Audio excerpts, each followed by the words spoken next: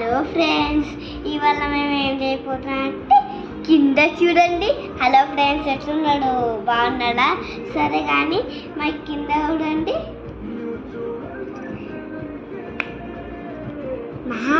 Mummy mummy mummy మా mummy nail art mehndi ఇట్లా పెడితే సో మంచిగా ఉండిపోయింది కదా.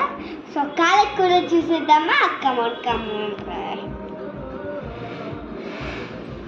సో కాళ్ళకి అయితే ఇట్లా కంప్లీట్గా పెట్టుకున్నాను అనమాట ఫ్రెండ్స్. ఇట్లా కంప్లీట్గా పెట్టుకున్నాంట ఫ్రెండ్స్.